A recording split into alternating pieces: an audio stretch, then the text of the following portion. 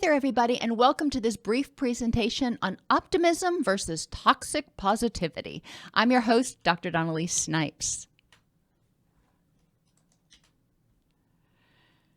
One of my favorite little memes out there is this one, and it basically shows somebody in the darkness, and it says, when one door closes, another one opens, but these hallways are a bitch. So let's talk about that. And that is really the crux of optimism versus toxic positivity. Let's start with what is optimism and what is tragic optimism. Well, optimism is the willingness to have hope. It doesn't mean that everything is okay right now. It means acknowledging how things are in the moment without judgment and saying, all right, it is what it is. I know some of y'all hate that phrase, but it is what it is. And having hope that things can get better. And that's where tragic optimism comes in.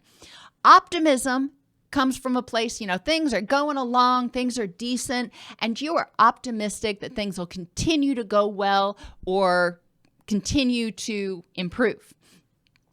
Tragic optimism is when you're coming from a place of distress. You acknowledge your distress and you say, this really sucks. However, I believe that things can get better. If somebody has a heart attack, for example, that's where tragic optimism would come in. They recognize what is without judgment. They had this life-altering experience, and they can be optimistic that if they do what the doctor tells them to do and they follow their treatment plan, that things can get better and they can resume a meaningful version of their life. People who are optimistic have curiosity about what could be. They feel personally empowered and strive to improve the next moment. Even when things are going well, they say, all right, how can we keep this going? How can we keep this feeling going? How can we, move closer to those goals that I have of a rich and meaningful life? People who are optimistic view obstacles as things that they've got to figure out how to handle, as opposed to barriers that keep you from moving. Obstacles, you can go over them. Sometimes you go under, sometimes you go around. But obstacles are like an obstacle course, something you've got to figure out how to navigate. And they do that with curiosity. And optimism helps people develop resilience. It helps them recognize that, yes, there are bad times. There are really unfortunate things that happen. However, I have survived this. I have survived things in the past, and I can continue to survive and even thrive. Now, toxic positivity is a little bit different because toxic positivity encourages people to not acknowledge the bad, to tell people everything is good, it's all good, even when it isn't. And toxic positivity isn't helpful because it robs people, including yourself, from the right to feel. If you tell somebody who's going through a bad patch that, hey, you've actually got all this stuff going for you, so, you shouldn't feel bad. That's toxic positivity.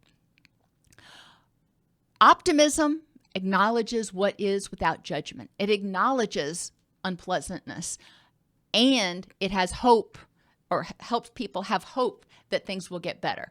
Toxic positivity just starts at let's just pretend that bad stuff doesn't exist and go on acting as if.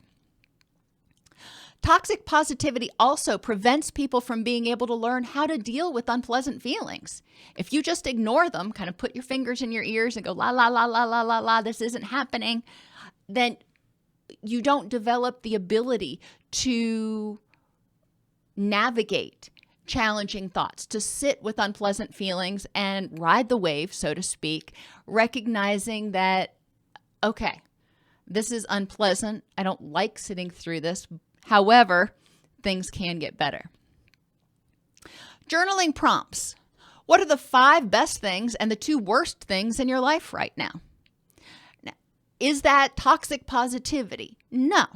That is encouraging your brain to acknowledge that, yes, there is bad stuff happening right now, but also acknowledge there's good stuff. And that helps you with a little bit of balance, because our brain is pre-wired to focus on the negative stuff. So sometimes we have to encourage it to look at the bigger picture. But it also acknowledges that there are things that are not going well. Regarding the good things, what do you hope will happen with them in the future?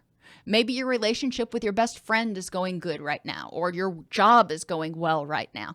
All right, what do you hope that's going to continue to look like in the future? What options are available to improve the worst things in your life right now? Maybe you're struggling with some autoimmune issues or a relationship problem, or you hate your job. Okay, let's acknowledge how you feel about that. And what are some of the options you have?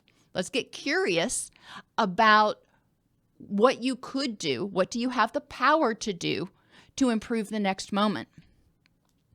And finally, what is the probability that if you take steps to address the unfortunate issues right now, that you will actually start to feel better?